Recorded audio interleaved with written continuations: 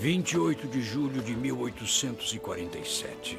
4 dias depois de nossa chegada à bacia do Grande Lago Salgado. Fazia quase 4 meses desde nossa saída de Winter Quarters, na margem do rio Missouri. 1.900 quilômetros através das planícies dos rios Plate e das encostas íngremes e dos montes Black e montanhas rochosas. As areias ardentes das regiões dos arbustos sem fim e vales repletos de salgueiros, despenhadeiros rochosos, tocos de árvores e pedras.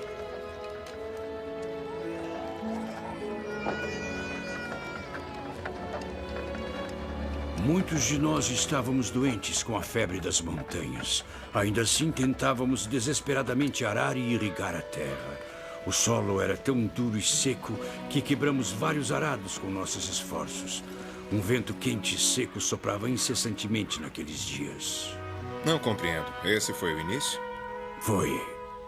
Perto do fim do dia, Brigham Young achou que deveríamos continuar nossas explorações da nova Terra da Promessa, apesar de ele ainda estar com a febre.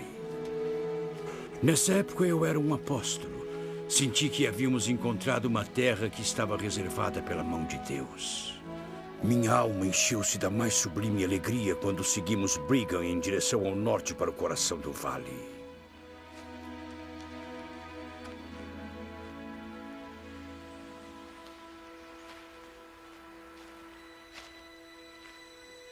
Irmãos, construiremos aqui o templo de nosso Deus.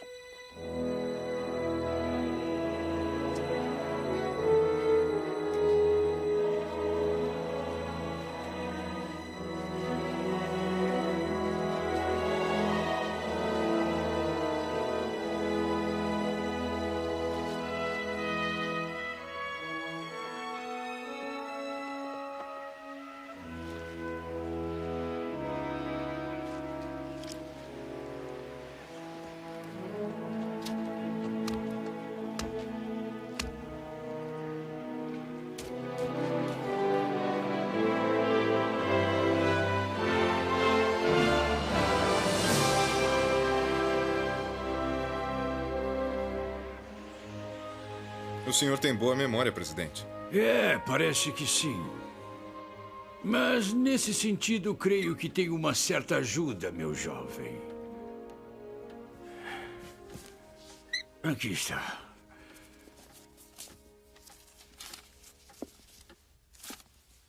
Aqui está uma coisa que pode interessar aos seus leitores, Sr. Callahan.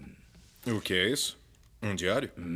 O senhor escreveu um diário? Desde 1834. Eu não sabia que também era um escritor. Ora, eu não teria a pretensão de considerar-me um escritor.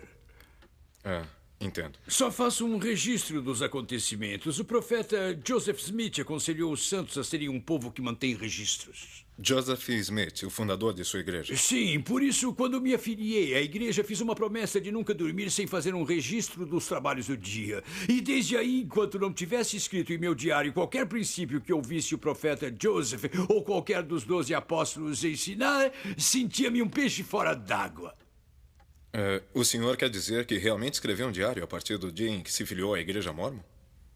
Eu não acho que seja uma tarefa fácil. A obediência nunca é uma tarefa fácil, Sr. Callahan. 25 de novembro de que ano?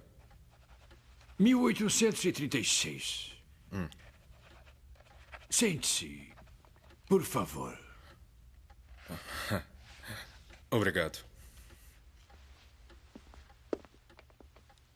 Eu não era muito mais velho do que o senhor, Sr. Callahan. Eu era um rapaz de 29 anos. Meu companheiro e eu voltávamos de uma missão aos Estados do Sul. Perdoe-me, mas não compreendo como tudo isso se relaciona ao templo de Salt Lake. O senhor entenderá, Sr. Callahan. O senhor entenderá.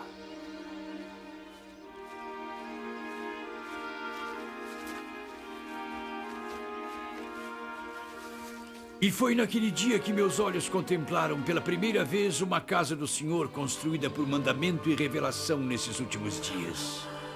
Irmão Smoot, depressa, venha. Eu estou indo.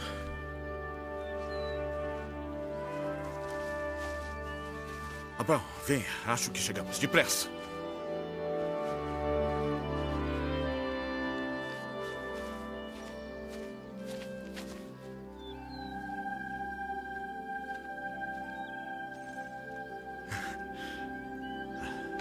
Kirtland.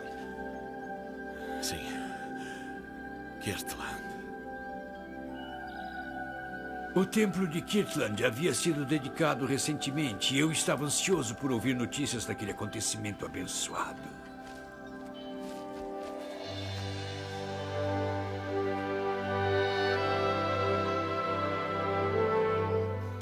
Oliver Calder e eu nos ajoelhamos em oração silenciosa e solene, e retirou-se o véu de nossa mente,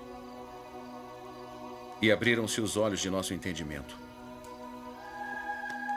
Foi por meio da voz dele que o próprio Senhor escolheu falar nessa última dispensação.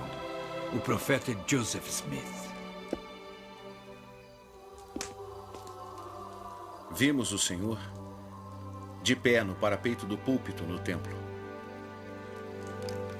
Seu semblante resplandecia mais do que o brilho do sol, e sua voz era como o ruído de muitas águas. E ele disse: Eu sou o primeiro e o último. Eu sou o que vive. Eu sou o que foi morto. Eu sou o vosso advogado junto ao Pai.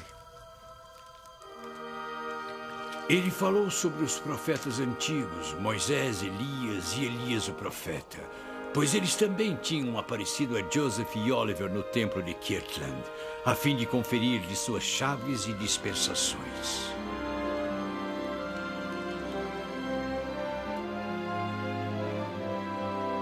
O término deste templo significou muito custo e sacrifício aos santos. Sim. E os irmãos e irmãs foram abençoados por seu trabalho. Este é apenas o princípio das bênçãos que o Senhor derramará sobre a cabeça de seu povo. Diga-me, Joseph, quais são essas bênçãos? O Senhor começou a restaurar a antiga ordem de seu reino a seu povo, a fim de levar a efeito a conclusão da plenitude do Evangelho.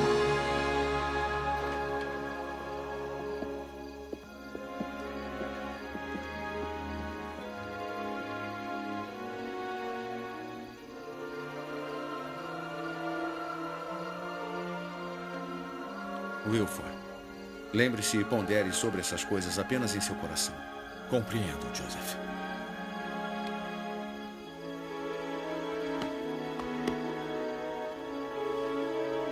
Bem-vindo ao lar, irmão Woodruff.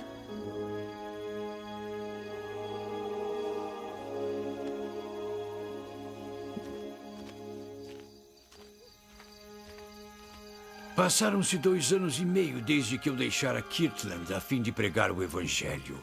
Quando saí, meus irmãos que moravam em Kirtland eram pobres, desprezados e olhados com desdém e descrédito pelos soberbos da Babilônia.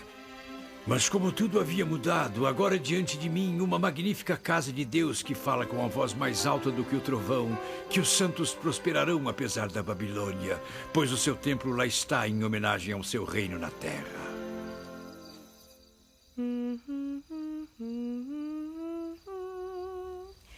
La la la la la la la. Aleluia, aleluia. Na madrugada Rosiclé, Deus perpetua seu miser. Aleluia, aleluia. Aleluia, cantemos. Aleluia.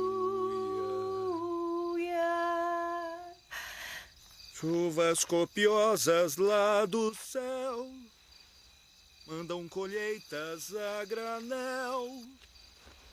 Aleluia, aleluia.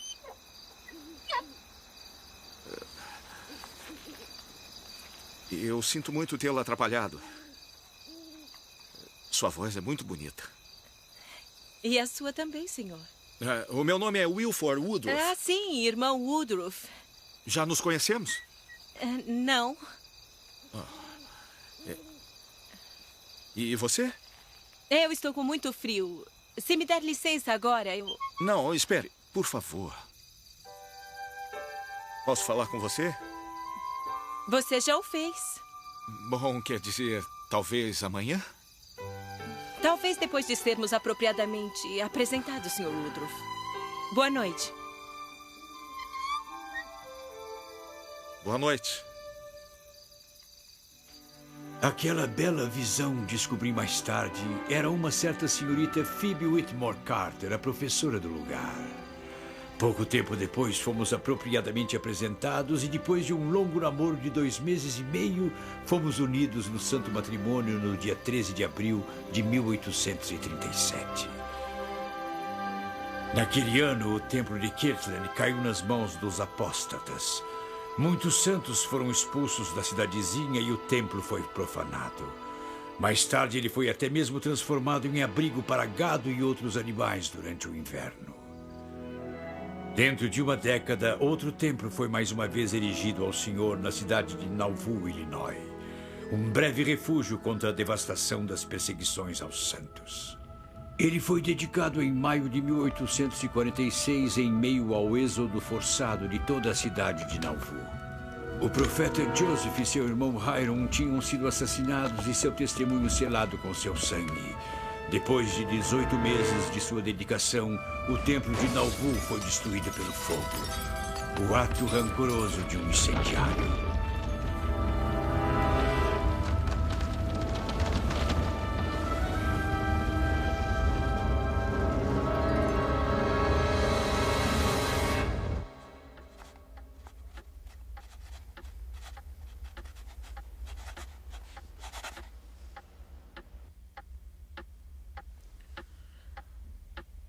Bom, eu li quando o nosso jornal publicou aquele artigo.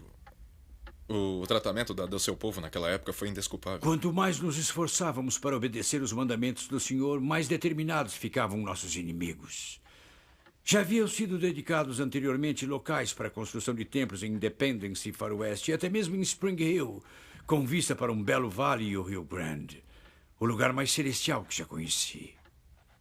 Hostilidades impiedosas não nos permitiam permanecer o tempo suficiente para começar o trabalho desses templos. Eles teriam que esperar por gerações futuras. Imagino que tivessem cansados da ideia de edificar outro templo. Lembro-me de que alguns expressaram suas preocupações. 5 anos depois de chegar ao vale, a construção do muro em volta da quadra do templo ainda estava incompleta. A obra do templo em si ainda nem tinha começado.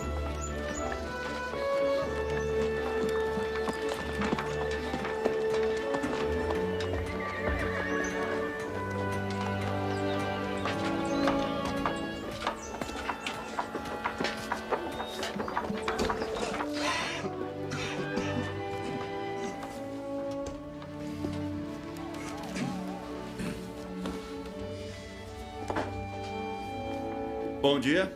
Bom dia, William. Gostaria de trocar de mesa com você. Você precisa de mais calor do que eu. Prefiro ter a vista da janela. Além disso, o presidente Young vem nos visitar hoje pela manhã e quer estar atento à sua chegada. Ele quer discutir os planos para o novo templo. Diz que chegou a hora de começar o trabalho.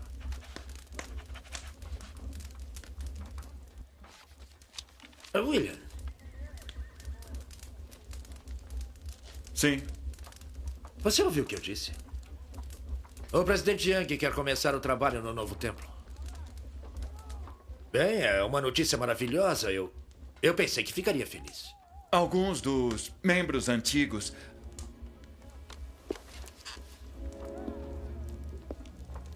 Alguns dos membros antigos... Eu os ouvi falando sobre o novo templo. Sim. Eles dizem que...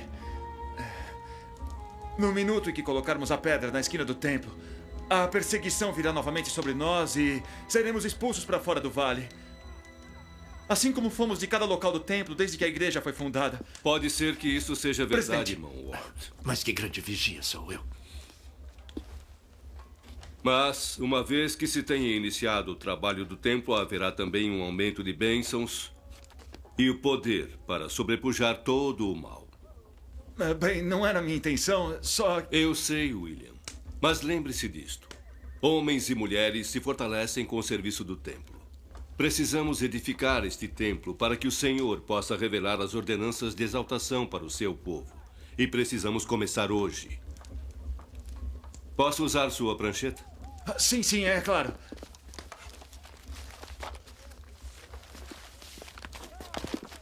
Agora, irmãos, permitam-me mostrar-lhes o que me foi revelado com relação a este nobre templo. Haverá 3 torres ao leste, representando o sacerdócio de Melquisedeque. E 3 torres semelhantes ao oeste, representando o sacerdócio aarônico. Pouco depois, o presidente Young enviou Truman Angell à Europa a fim de estudar as obras dos grandes construtores dos séculos passados.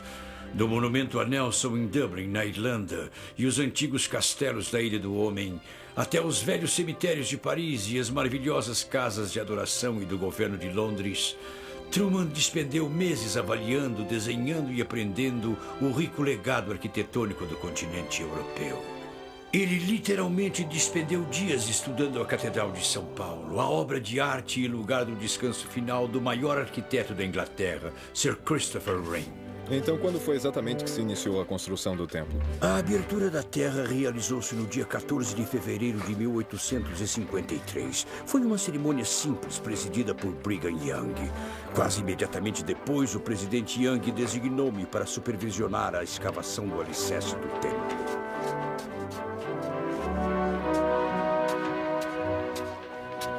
Com sua licença, é o irmão Woodruff? Sim. O cavaleiro me disse que eu deveria vir vê-lo.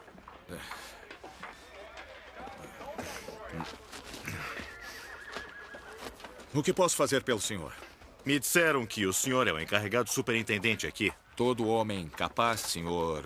Livingstone. James Livingstone. Chegou há pouco? Da Escócia, Lanarkshire. Sabe guiar uma parelha de bois, irmão Livingstone? Tão bem quanto qualquer outro. Qual era o seu serviço na Escócia? Eu cortava pedra, senhor. Tão bom quanto qualquer outro? Muito melhor, senhor.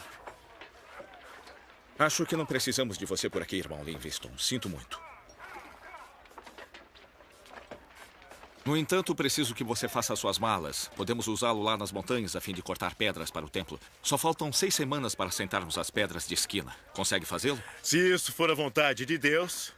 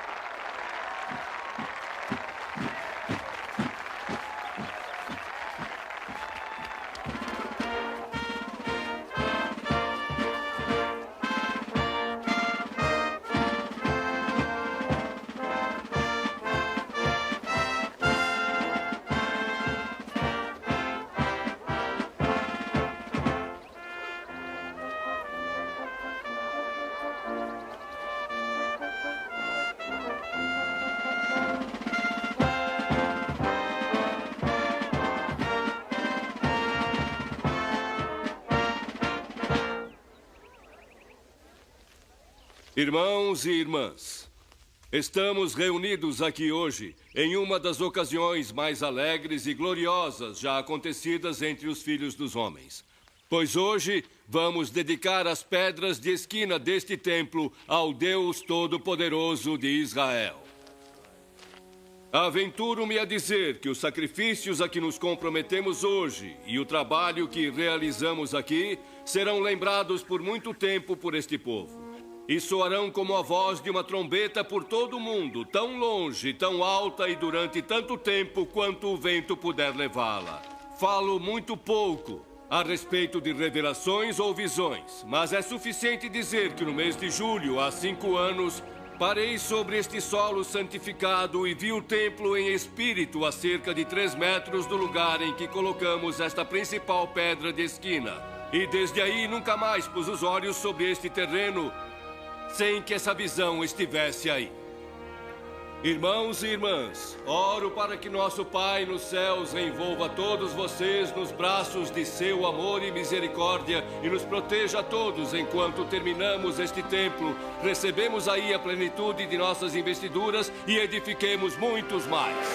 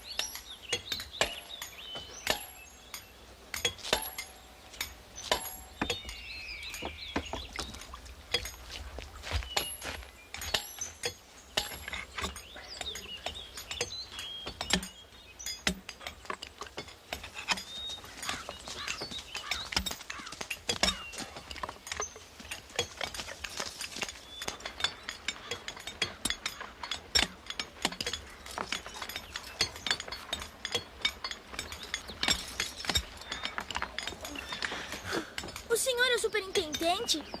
Isso mesmo. O meu nome é Michael Hawks, eu sou seu aprendiz. Sou James Livingston. Quem designou você, meu aprendiz? Eu trouxe uma porção de correias e cunhas e uma broca recém-afiada diretamente da oficina do ferreiro. Mas você só tem 12 anos. 13. Ainda assim é muito novo para ser um aprendiz. Quem o mandou para mim? Escutei na oficina do ferreiro que estava trabalhando sozinho. Os cortadores de pedra trabalham em equipe. Eu trabalho muito bem sozinho. Mas obrigado pelas ferramentas, eu precisava delas. O trabalho vai mais rápido com 2. Vai embora, garoto. Eu tenho muito o que fazer.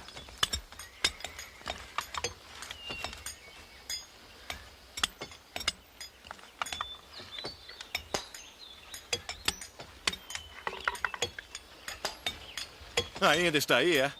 Vai embora, garoto. Isso aqui é muito perigoso. Não é trabalho para um garoto.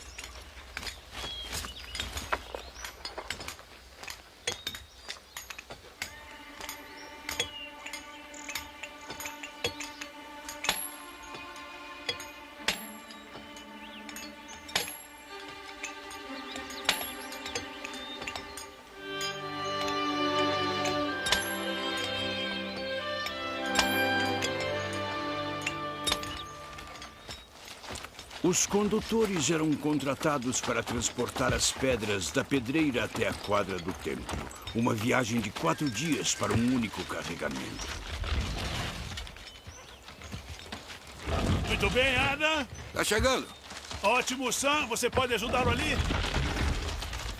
Lá vamos nós, Adam. Estou colocando aí embaixo. Sam, cuidado com ele naquela ponta ali. Daquele lado.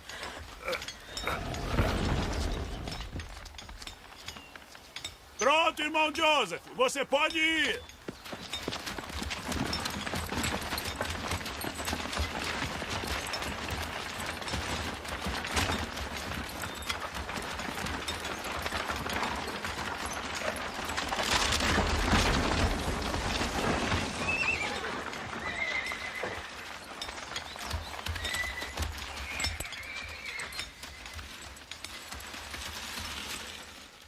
Irmão Joseph!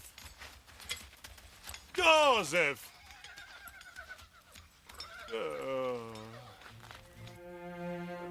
E o que acontecia depois que o granito era levado até a quadra do templo? Bem, a maioria dos homens que trabalhavam na construção do templo eram cortadores de pedra na quadra.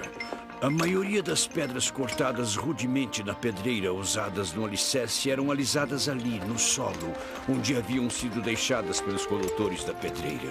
Alguns eram artesãos habilitados que alisavam e davam forma às pedras mais finas, trabalhando em abrigos temporários na quadra do templo.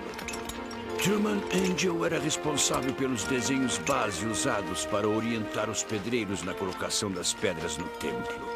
Por esse tempo, a quadra do templo se havia transformado no centro industrial do vale. Os ferreiros mantinham-se ocupados, afiando diariamente as ferramentas. Trabalhadores na fundição, carpinteiros, maquinistas e uma variedade de artífices trabalhavam enquanto a quadra do templo se transformava numa colmeia de atividade. Os santos estavam animados, trabalhando com determinação para obedecer à vontade de Deus e construir sua santa casa. Maravilhoso, não é? As estrelas. Nunca tinha visto tão brilhantes em toda a minha vida. Elas nos fazem sentir algo na alma, não fazem? Já passei muitas horas ponderando a respeito desse céu. Imagino que todos fazem isso algum dia. É uma coisa natural. É mesmo, não é?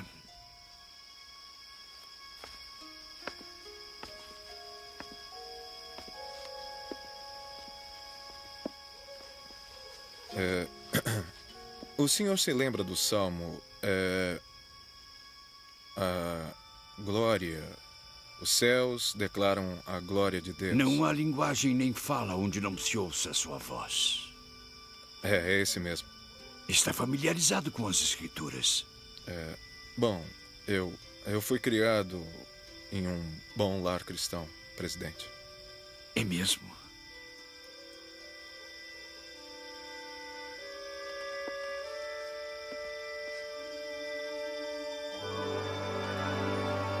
Já sentiu que poderia estender a mão e alcançar alguma coisa? Como o quê, por exemplo? Bom, eu sinceramente não sei.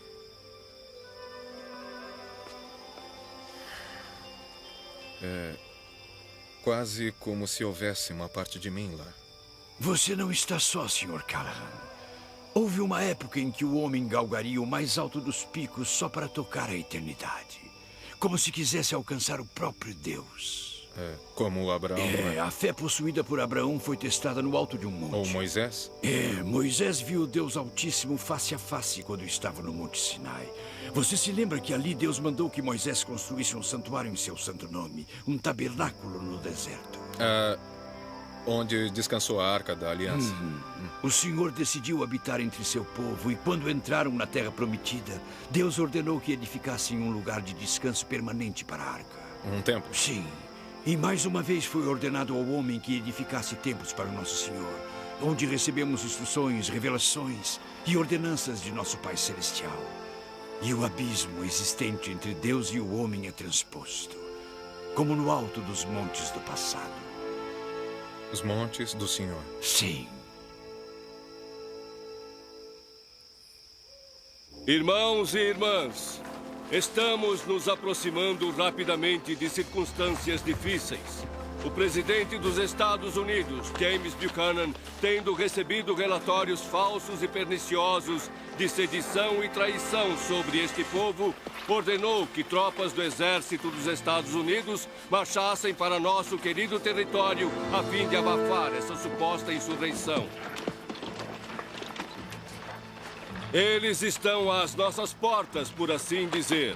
É por causa disso que enviei instruções a todos os homens capazes que se apresentassem e ajudassem a enterrar os fundamentos e alicerces, escondendo as pedras existentes e a remoção de todas as barracas da quadra do templo.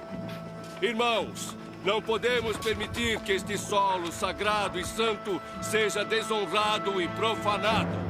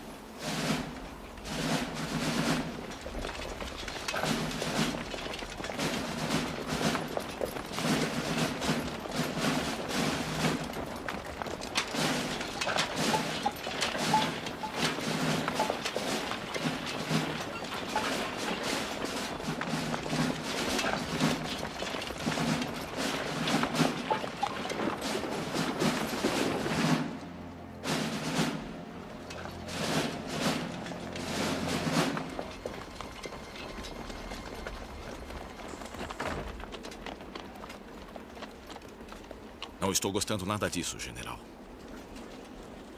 Se apresentem!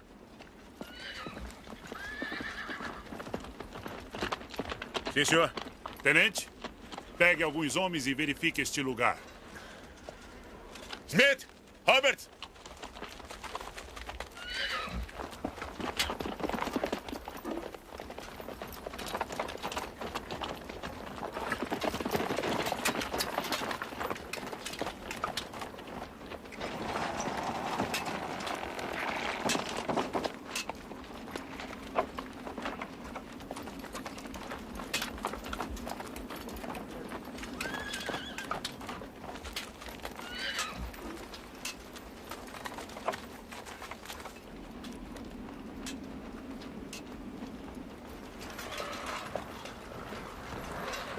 Calma, homens! Fiquem em posição!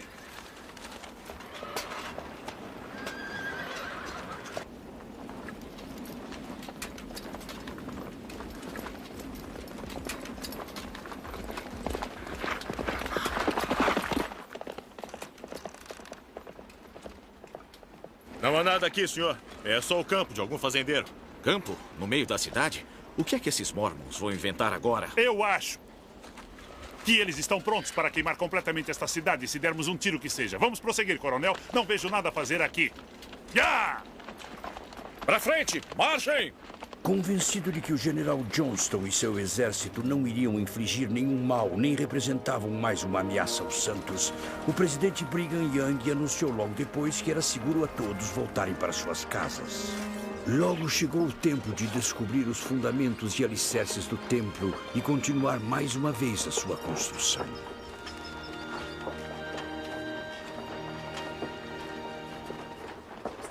Irmão Angel, vim tão depressa quanto pude. Isto parece ruim, presidente. Temo que talvez encontremos a mesma coisa em todo o alicerce. Como isso aconteceu? Ainda não conseguimos determinar a causa, mas com uma coisa todos concordamos. Que este alicerce não pode aguentar o peso de um templo de granito. É extremamente perigoso.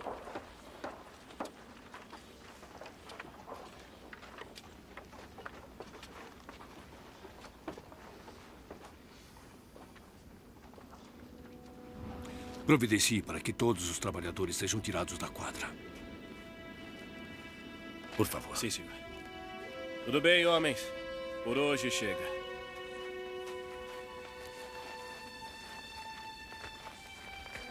Presidente.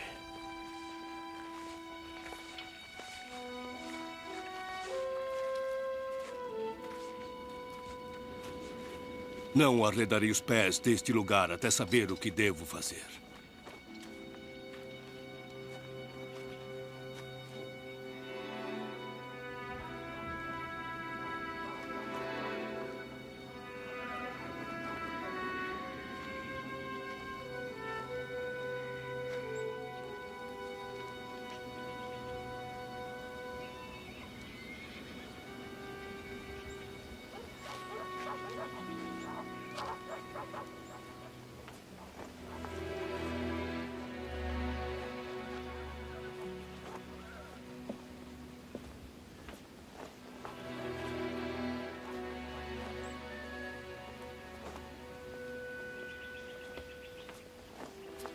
Wilford, por favor, venha e sente-se.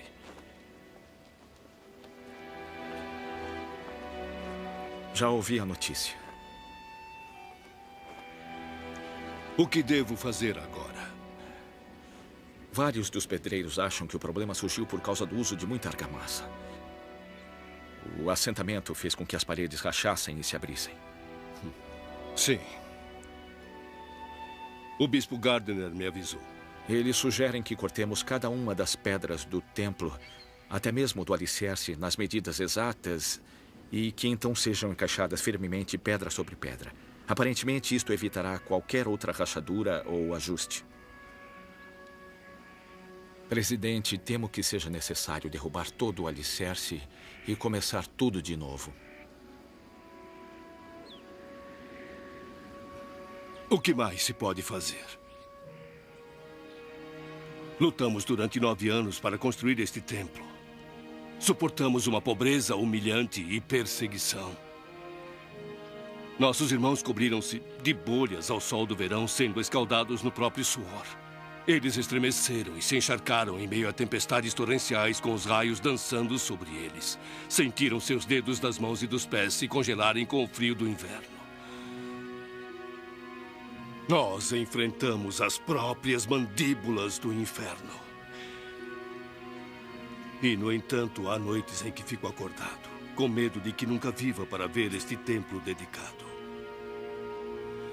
Espero que este templo permaneça em pé durante o milênio Wilford, para que os santos de gerações futuras possam entrar nele e receber suas investiduras.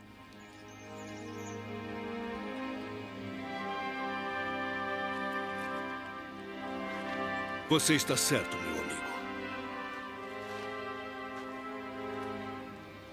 Nós retiraremos o alicerce e começaremos de novo. Daquele dia em diante, Truman Angel ficou responsável pela especificação de cada pedra e sua posição no templo. E esse modelo foi seguido durante o resto de sua construção. As mulheres se uniram aos esforços, fornecendo roupas de trabalho para os homens e ajudando naquilo que podiam. O templo progrediu a passos vagarosos à medida que os meses se transformavam em anos.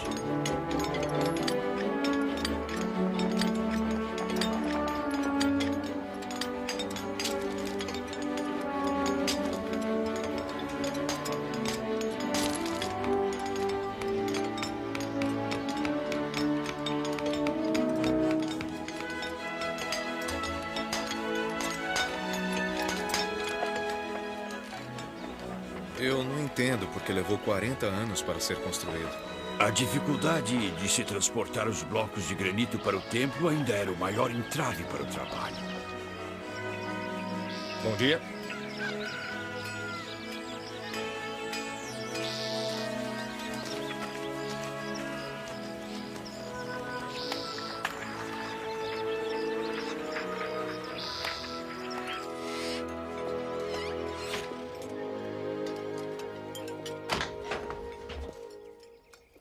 Presidente, se lembra do meu assistente, Michael Hawks?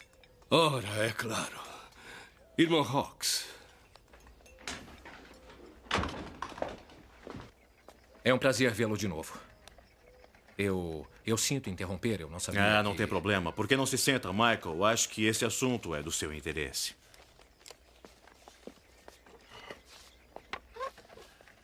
Temos que fazer os preparativos para encerrar o trabalho na pedreira durante algum tempo. Encerrar o trabalho? Olha, eu sei que estamos com poucos homens no momento e o tempo também não tem ajudado, mas eu... Não, Michael. Não é nada disso. Vocês estão fazendo milagres aqui. Estamos falando em uma outra prioridade. O irmão Brigham precisa de todos os homens que conseguir por aqui para terminarem a Estrada de Ferro. A Estrada de Ferro? Vocês pretendem parar o trabalho no templo para fornecer homens para a Union Pacific? Michael, controle-se. Não vamos parar o trabalho no templo, meu jovem. Na realidade, nós o estaremos adiantando. Sabe, creio que para completar o templo, precisamos primeiramente dedicar todos os nossos esforços para completar a Estrada de Ferro.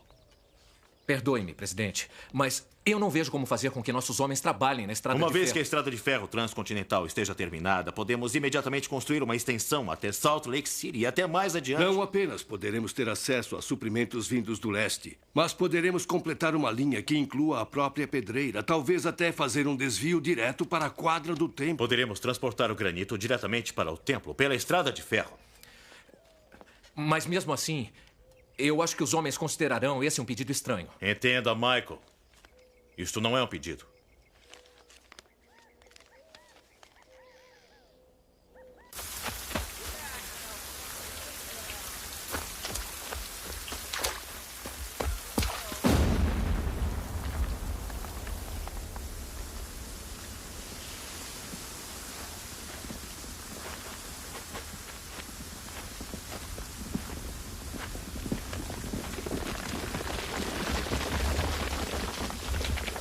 Não era exatamente isso que a gente esperava. Vocês, fiquem onde estão. Acha que ela vai cair? Bom, ela tem que cair. A carga que colocamos no outro lado parece que não explodiu. É, e com certeza deve estar completamente encharcada. É isso mesmo, eu vou ter que ir até lá. Eu vou ter que preparar uma nova carga. Então eu quero que se protejam até ela explodir.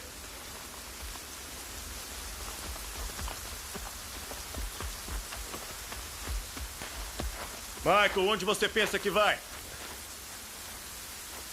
Sabe, eu acho que está ficando velho. Acho que gostaria de ter companhia ali. Não vou precisar tanto assim de companhia. Além do mais, tem dinamite o bastante aqui para levar todos nós para o céu.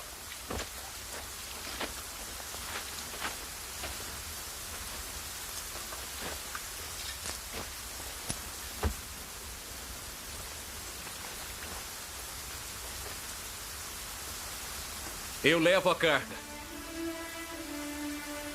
Não. Isso é trabalho para um velho. Muito bem. Vamos indo.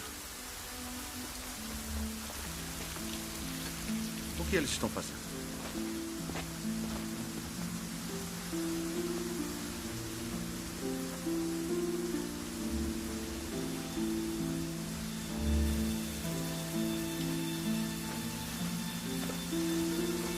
Vamos lá, Michael.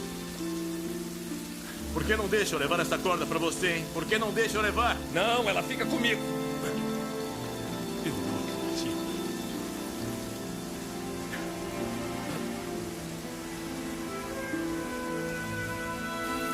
Cuidado, está escorregando demais. Cuidado. Segure firme.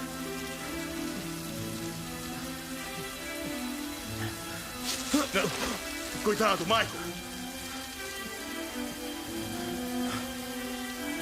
Tenha cuidado. Você está bem?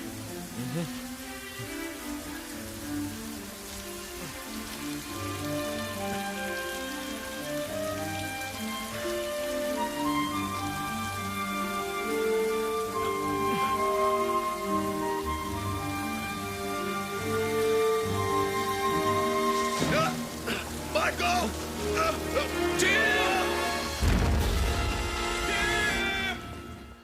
Ainda está inconsciente.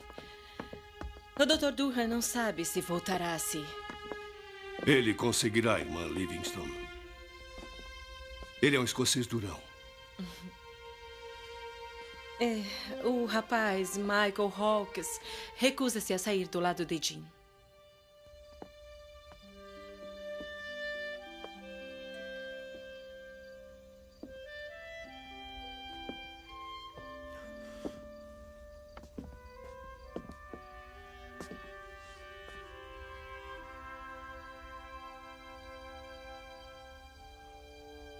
Michael, viemos para dar uma bênção ao irmão Livingston. Sei que é difícil, meu amigo.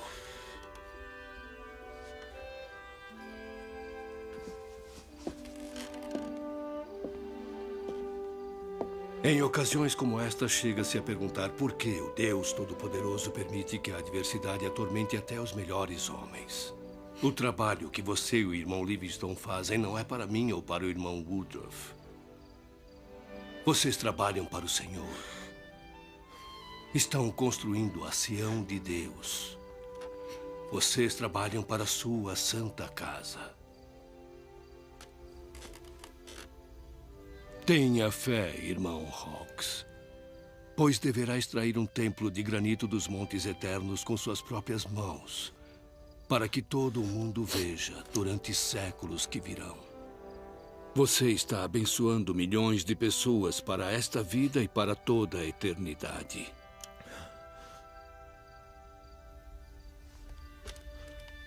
O Senhor ama você por isso, Michael.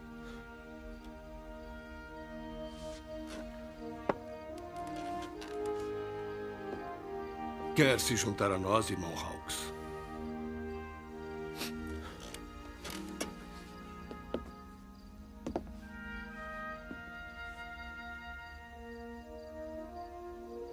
Irmão James Livingston, pelo poder do santo sacerdócio,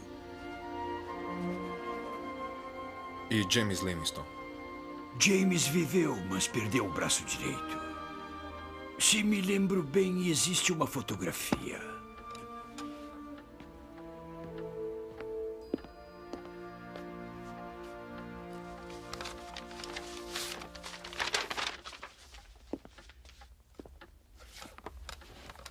Aqui está. Este é James Livingstone em pé perto do presidente Young. O que é isto? Foi-lhe colocado um braço artificial e um gancho. Logo que conseguiu levantar-se, voltou ao trabalho de supervisionar a pedreira e lá permaneceu até que a última pedra foi colocada no templo. Posso ver? Por favor. Em que ocasião essa foto foi tirada? 4 de abril de 1873. O primeiro carregamento da pedreira para a quadra do templo realizado por estrada de ferro. O presidente Young viajou de Salt Lake até as pedreiras e voltou a fim de celebrar o acontecimento. A viagem de volta durou pouco mais de uma hora. É muito melhor do que 4 dias por carro de bois. É, isso mesmo. Quando ele deixou esta vida terrena, no dia 29 de agosto de 1877, as paredes do templo mal tinham alcançado 7 metros. O trem transportava cerca de 27 toneladas de pedra por dia. O irmão Brigham dizia que haveria pouco progresso no templo até que construíssemos as estradas de ferro. Ele tinha razão. Ele sempre tinha razão. Sim, entre. Entre. Entre. Já está na hora de dormir. Podemos orar com o senhor hoje, vovô? É claro que podem. Entrem, entrem. Não fiquem com vergonha. Crianças, quero que conheçam o Sr. Callahan. Ele é um escritor de Nova York. Sr. Callahan, estes são alguns de meus netos. Este é Hampton. Olá, Hampton. Este é Mariam. Como vai você, Mariam? E esta é a Sarah. A casa está cheia de familiares hoje. Vieram para a cerimônia de amanhã. Agora me respondam. Por que amanhã é tão especial? Porque estamos dedicando o templo de Salt Lake? Exatamente. Muito bem, Hampton. Não devemos nos lembrar de todos os que ajudaram a construir e embelezar o templo em nossas orações de hoje? É claro que devemos. Vamos lá. O senhor gostaria de nos acompanhar em nossa oração da noite, Sr. Callahan? Será uma honra. Muito bem. Mariam, você oferece a oração.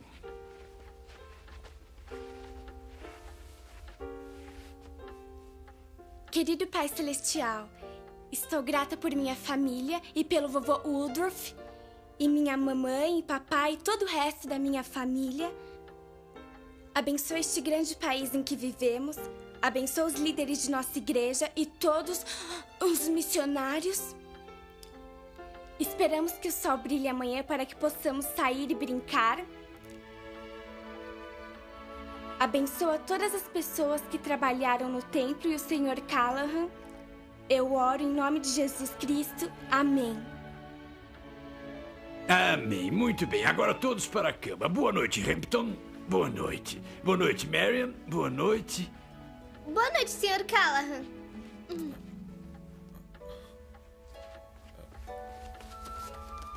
Boa noite para você, Sarah. Boa noite. Lá vamos nós. Não se preocupe, Sr. Callahan. Elas não mordem. E sabe como é? São crianças maravilhosas. Suponho que o senhor não tenha filhos. Não, eu não sou casado. É uma instituição maravilhosa. Eu a recomendo. Eu acho que simplesmente nunca tive tempo ou disposição para procurá-la.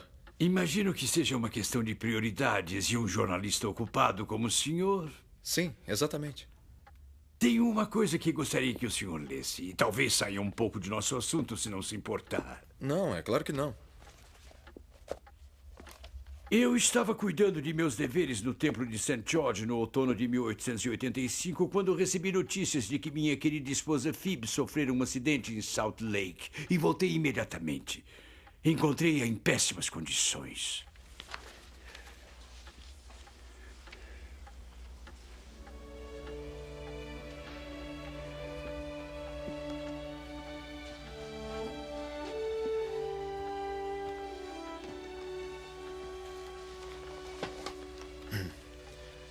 É. 9 de novembro de 1885. Minha mulher está muito doente. Impus as mãos sobre sua cabeça e dei-lhe uma bênção. 10 de novembro, às 2 horas desta manhã, ela faleceu. Separamo-nos depois de viver juntos durante 48 anos sob o convênio do casamento. Bem-aventurados os que morrerem no Senhor.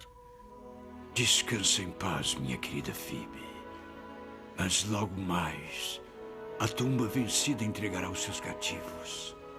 Então, com o marido, filhos, amigos, profetas e apóstolos, reinarás em alegria como esposa, rainha, mãe e santo até um dia eterno.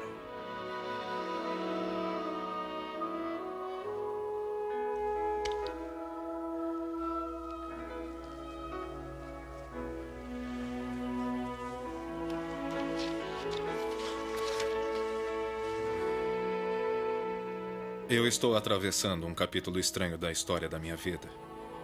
Espero me mostrar verdadeiro e fiel até o fim para que possa encontrar-me com ela no reino celestial de Deus e habitar com ela em paz para sempre. Este parece um assunto muito pessoal, presidente. Sr. Callahan, o senhor atravessou mais de 4.800 quilômetros a fim de escrever a história do Templo de Salt Lake. Se a verdade for conhecida, esta é a história do templo, a razão pela qual os construímos. A morte da minha Phoebe foi uma ocasião triste e difícil para mim, mas eu sabia dentro de meu coração que ela não estava perdida para mim. Nós seríamos sempre marido e mulher. Havíamos nos casado para esta vida e para toda a eternidade. Esta vida e eternidade? Sim, o casamento é uma das ordenanças sagradas realizadas no templo, e não é apenas até que a morte vos separe.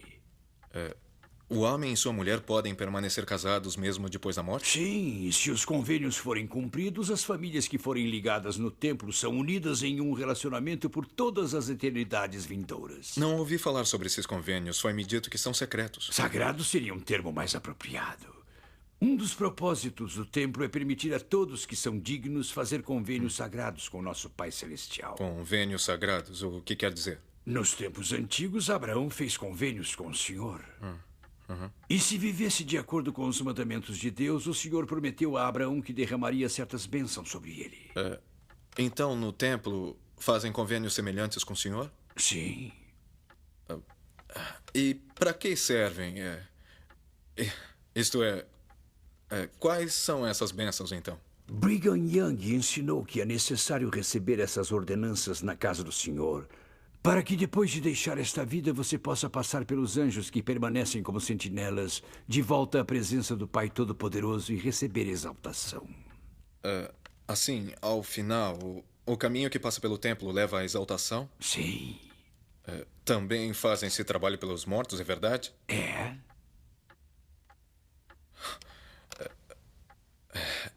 Algumas pessoas podem achar isso... Muitas pessoas acreditam em algum tipo de trabalho vicário pelos mortos. A expiação de Jesus foi um trabalho vicário. Quem quer que aceite Jesus como Salvador também aceita o princípio do procurador vicário. Eu suponho nunca ter pensado no assunto sob esse aspecto. Uma vez que tenhamos recebido essas ordenanças por nós mesmos, voltamos ao templo e realizamos esses mesmos convênios em favor de nossos antepassados, aqueles que viveram em tempos antigos e não tiveram a oportunidade de fazê-lo por si mesmos. Nós, os vivos, agimos como procuradores pelos mortos. E, de certo modo, estão ligando todas as nossas gerações através dos séculos. Exatamente. E essas foram as chaves e a autoridade que Elias, o profeta, conferiu a Joseph Smith no templo de Kirtland. Elias? Parece que me lembro de uma escritura sobre isso. Alguma coisa como pais e filhos. Eis que eu vos enviarei o profeta Elias antes que venha o grande e terrível dia do Senhor. E ele converterá o coração dos pais aos filhos. E o coração dos filhos a seus pais. Malaquias, capítulo 4, versículos 5 e 6. Estou começando a entender por que as famílias são tão importantes para os mormons.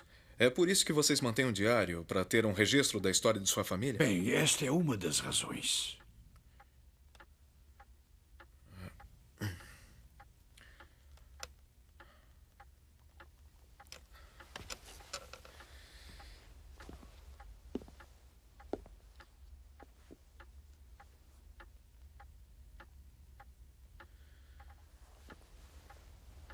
Posso fazer-lhe uma pergunta difícil? Por favor. Teoricamente falando, Então é possível que até mesmo eu possa entrar no templo e receber essas ordenanças? O templo é para qualquer pessoa que esteja vivendo de acordo com os mandamentos que Deus deu com relação ao templo. Uma pessoa não pode simplesmente entrar no templo. Não. Mesmo nos dias do Templo de Salomão, havia certas leis de purificação que precisavam ser satisfeitas antes que fosse permitido a alguém entrar no templo.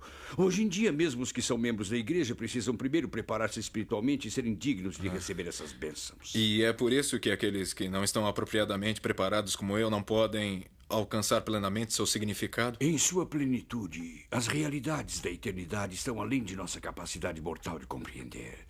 Esses convênios foram dados por revelação. E eles só podem ser entendidos por revelação. Assim como os templos antigos de que falamos antes, o templo é um local onde os santos podem ir e sentir que estão entrando na presença do Senhor. Eles aprendem verdades importantes sobre seu relacionamento com Ele e o propósito da vida.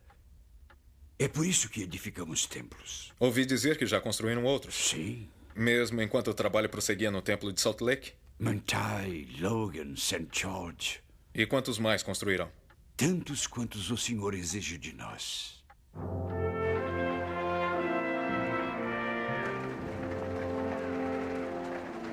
Dia 25 de julho de 1887, o sucessor de Brigham Young, presidente John Taylor, faleceu aos 5 minutos para as 20 horas.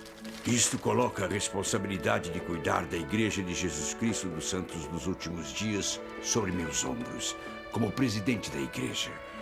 Oro para que Deus, meu Pai Celestial, me dê a graça de estar à altura de meus dias.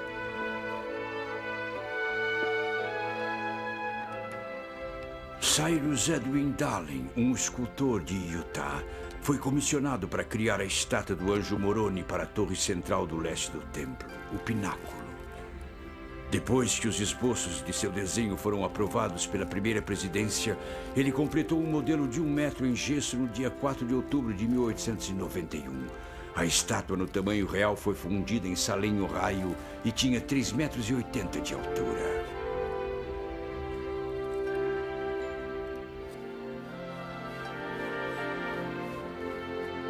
Dallin afirmou mais tarde que sua inspiração para a estátua do Anjo Moroni veio dos escritos do apóstolo João.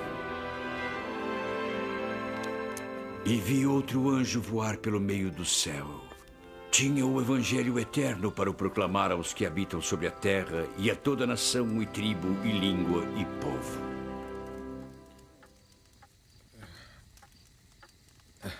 Bom, acho que não estou tão familiarizado com as escrituras.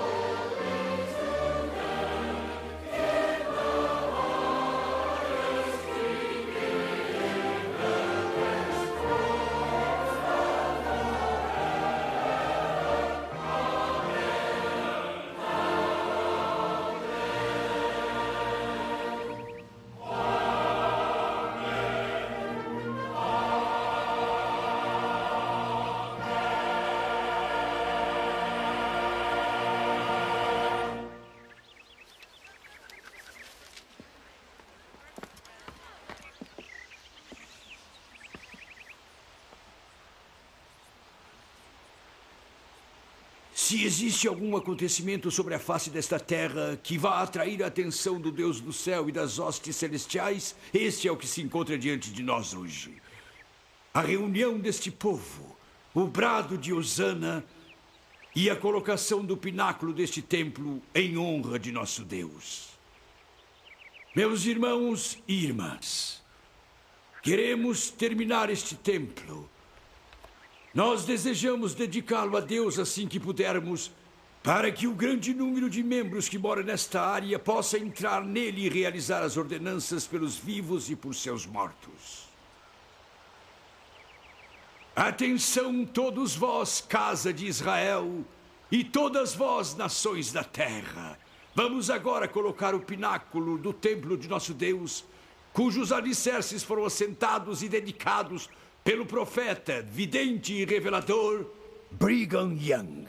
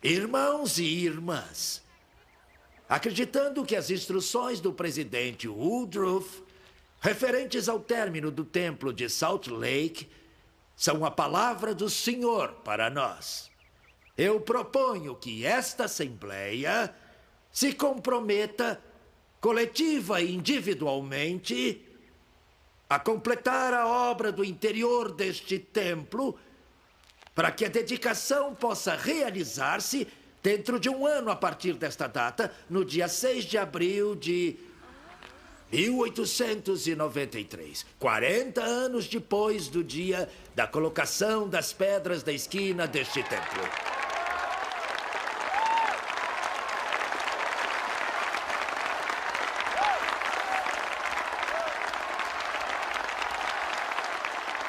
Assim, a cerimônia do pináculo marcou o término do trabalho de assentamento de pedras do templo?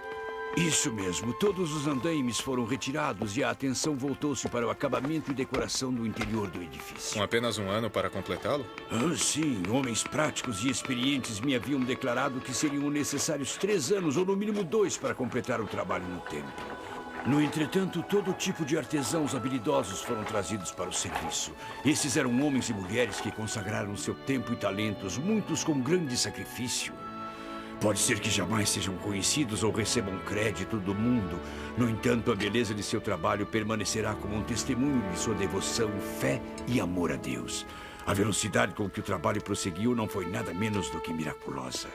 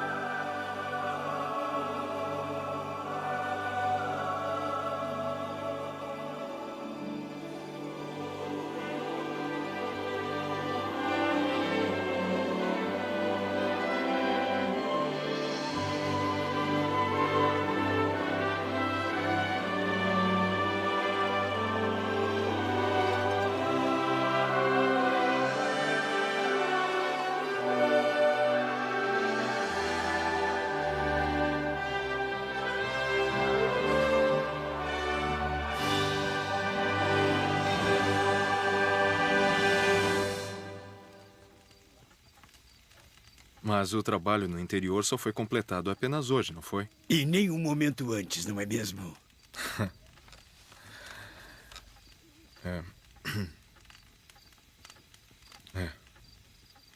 Muito obrigado por sua entrevista, presidente. O senhor me deu muito sobre o que escrever e pensar.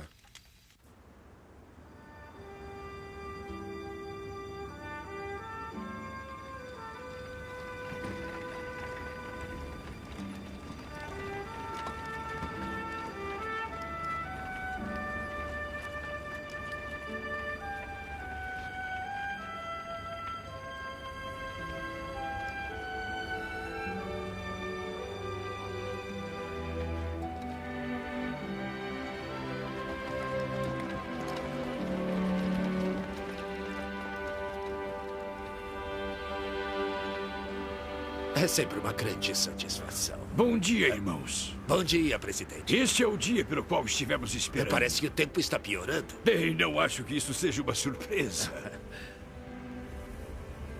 Irmãos, gostaria de trocar algumas palavras com nosso amigo. Logo me juntarei a vocês, se me permitir. Mas é claro, presidente. Se precisar de alguma coisa, presidente. Obrigado, Joseph. Estarei bem. Bem, entrar.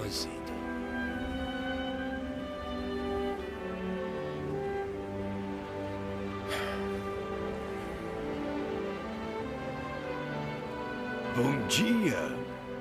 Bom dia, presidente. O senhor chegou aqui bem cedo. Bem, eu queria ver o que pudesse da dedicação. E o que é que vê?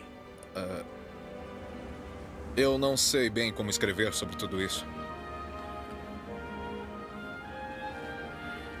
Então, é isso que Brigham Young viu no meio do deserto há tantos anos. E não estávamos muito longe daqui.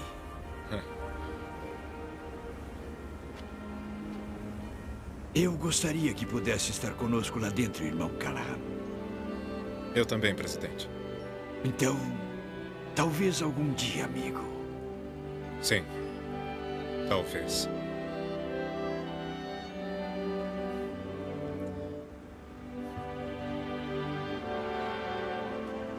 Essa foi a última vez que vi o presidente Wilford Woodruff. Quando vi esse servo do senhor andar de volta ao templo, eu lembrei-me de algo que ele mencionara na noite anterior, quase de passagem. Quando os santos solicitaram a condição de estado em 1850, queriam chamar seu estado de Deseret.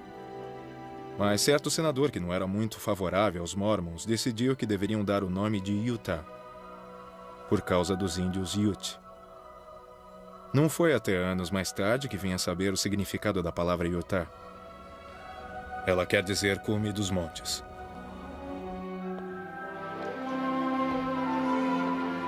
E pensei nas palavras do profeta Isaías. E acontecerá nos últimos dias que se firmará o monte da casa do Senhor no cume dos montes.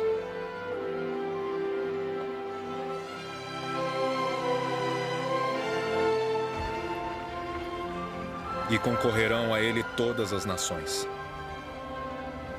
Também os levarei ao meu santo monte e os alegrarei na minha casa de oração.